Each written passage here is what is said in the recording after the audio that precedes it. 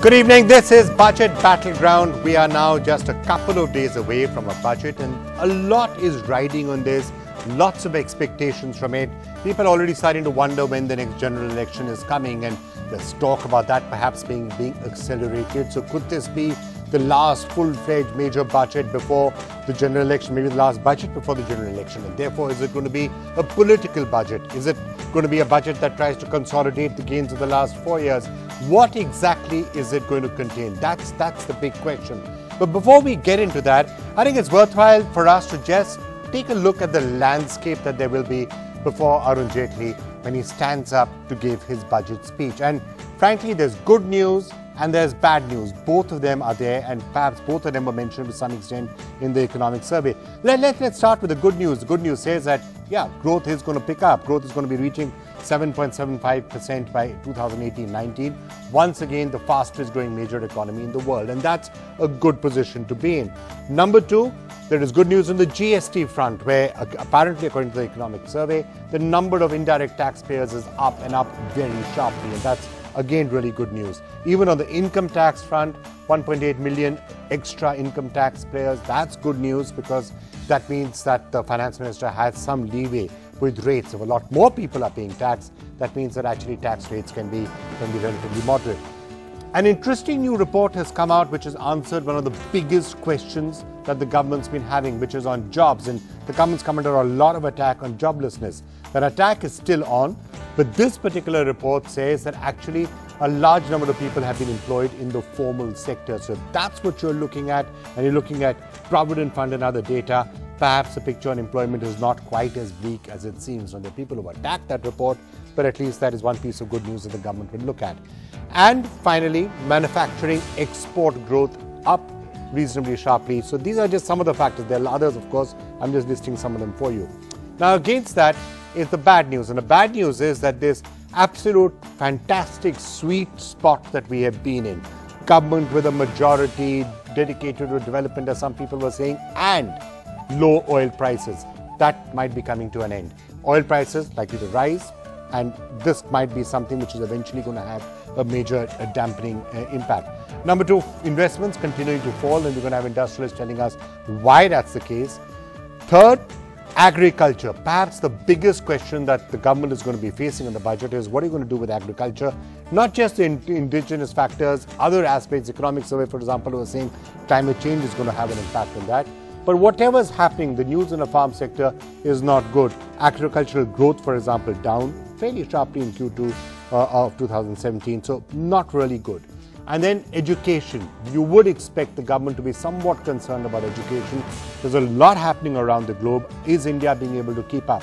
China, for example, investing literally hundreds of millions of dollars, perhaps even $1 billion or more, in ways of using artificial intelligence to really push the education sector. Any of that happening in India? No, not really. So are we keeping up with the times? Perhaps not.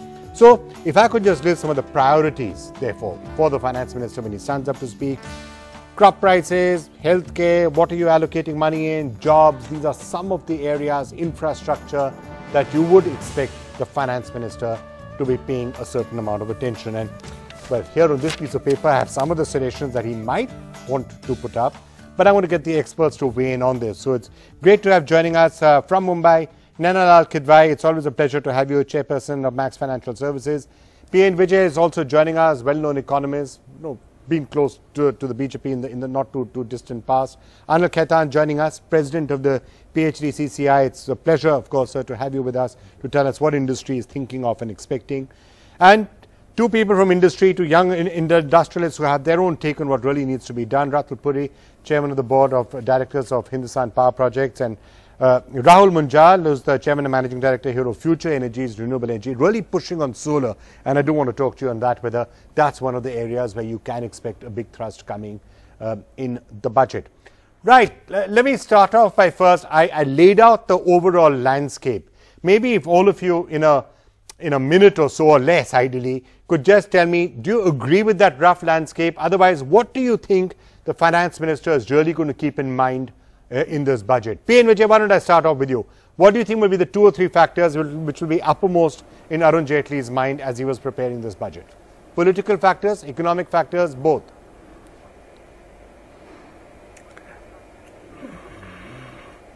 Clearly, Vikram, as we go into the 19 elections and probably earlier elections, the priorities are going to be much more social investment, a lot of emphasis on employment and agriculture. This government has been literally shafted over the last 1 year about employment.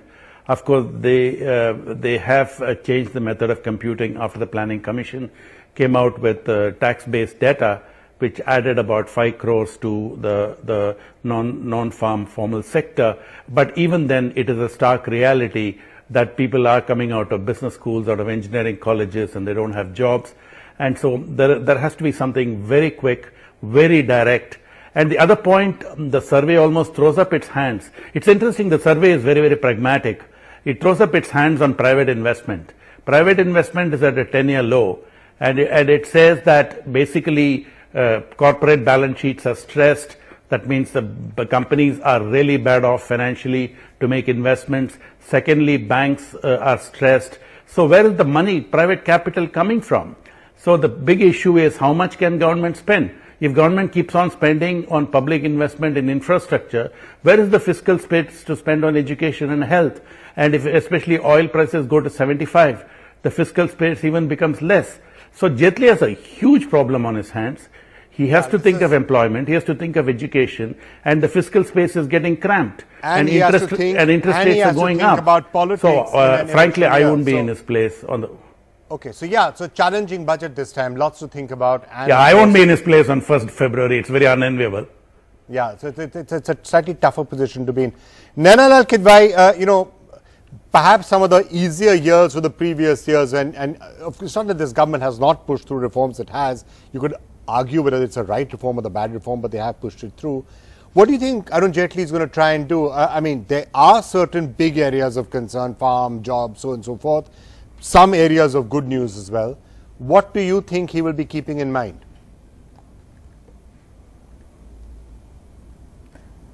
Well, I think, you gave a wonderful overview, Vikram, and P.N. Vijay is right in terms of identifying that it's not a great place to be in terms of being so cramped with a fisc, which is not going to be easy to adhere to. I think we are fortunately going into a period with the demonetization and GST behind us. So the 7 to 7.5% is achievable, quite easily achievable to my mind. We have seen a good uptick in revenue collections in this last month. It was not looking so good at the 80,000 crores versus a targeted 91,000, but at 86,000 crores last month, there is an uptick. And as we've seen from the economic survey, the sheer number of potential taxpayers has clearly gone up, both in terms of indirect taxes and direct taxpayers. So these are the positives which hopefully he can bet on in terms of the revenues at least picking up and hopefully going beyond what we've seen over the last year. Now, the other one which I put a little store by and I think we can readily achieve is disinvestment. Right now, the targeted disinvestment not yet achieved, although we still have another 2-3 months to go, and it's possible that with the ONGC-HPCL deal, we actually reach the 72,000 crores that was set for this year. But, 100,000 next year, not impossible to envisage. The sale of Air India is coming up, which might get you something. We can disinvest in oil companies. Yeah. So disinvestment. Yes, and Air India, exactly. And we can be innovative in the way we use that money, because that disinvestment money could go into the NIIF, the National Investment and Infrastructure Fund, which gives us the potential of leveraging the money that goes there, because we are able to then bring in additional money from others and therefore use that for the infrastructure spend. So I think he does have some artillery which he could use.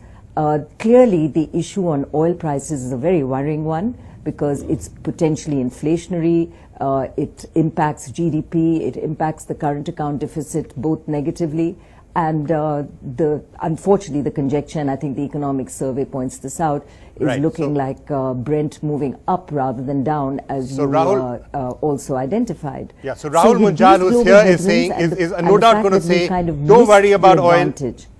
Rahul Munjal, who's sitting here, is no doubt going to say, don't worry about oil. it's just a question of another few years. Then solar is going to come. We're going to put solar panels onto every rooftop, transform the entire economy, and the price of oil will go down to 0.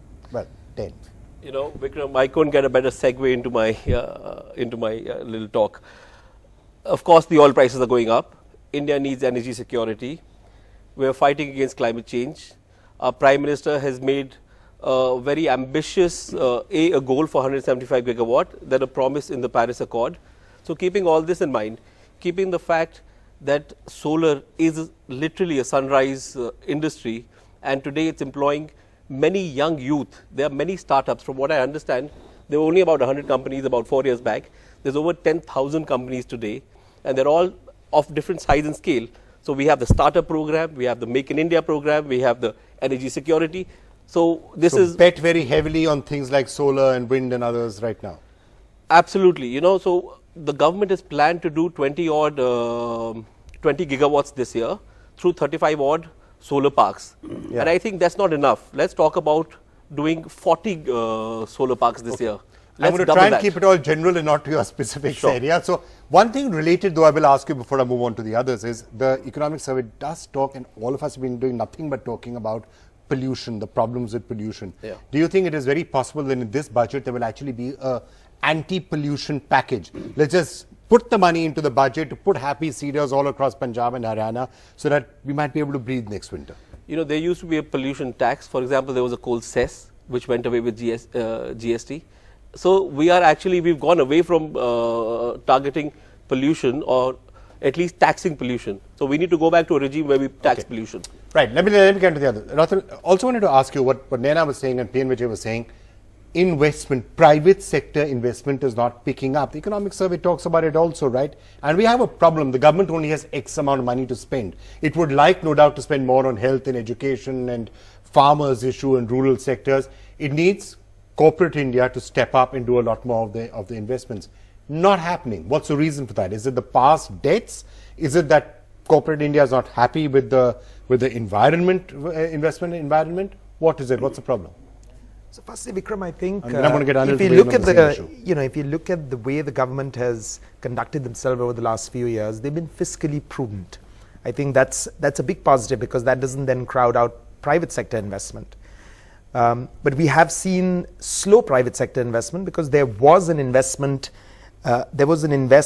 binge that took place, and the private sector expanded capacity across infrastructure, across manufacturing. Now, right? So there was a binge that did stress balance sheets, time when you're talking about. And it takes a while to clear out those balance sheets. And I think a combination of the IBC and the recapitalization of banks. So I know the government has the Finance Ministry has recently announced a roadmap towards the recapitalization of banks. I think we need to break this logjam. We need to see, as private consumption rises, the private sector will step back in. I think GST is behind us. I think demonetization is behind us. I think restocking has started. I think the first signs of restocking has started. I think interest rates are difficult. At this juncture, it's difficult to see which direction interest rates will go in. I think if oil prices go up, you have a risk of inflation. You have the risk of interest rates once again, staying at current levels or possibly even increasing as we go forward. But certainly, I think a combination of the IBC, which has started to build a lot of momentum, with banks getting recapitalized, allows a cleanup of the bank balance sheets, allows a cleanup of corporate balance sheets, and allows us to potentially restart the investment cycle, especially on the infrastructure side. I think that's one area where we can certainly start the investment cycle again. So let me get the final take on the overall landscape from you. What do you think he should do? If you are finance minister, what would you do? Well, basically, if I was the finance minister, or what Mr. Jaitley would do is, or will do, I feel, if I draw a pyramid: infrastructure, MSMEs, and agriculture. I feel he's going to put a lot of money in the MSME sector. That's medium and small enterprise. Yeah, in the agriculture sector. Which helps in jobs also. Absolutely, because it helps in jobs. It will create value for the country in terms of GDP. Plus, the agriculture will also create jobs. It will also contribute to the GDP. And on top of the pyramid, I'd put infrastructure. Because even if you see in the budget of 17-18, the finance minister has put 3.96 lakh crores out of a budget size of 21.46 lakh crores, which means 20% has gone into infrastructure. And as you know, Vikram, infrastructure creates jobs, it creates demand. So I feel within this triangle of infrastructure, agriculture and MSME, he is going to play.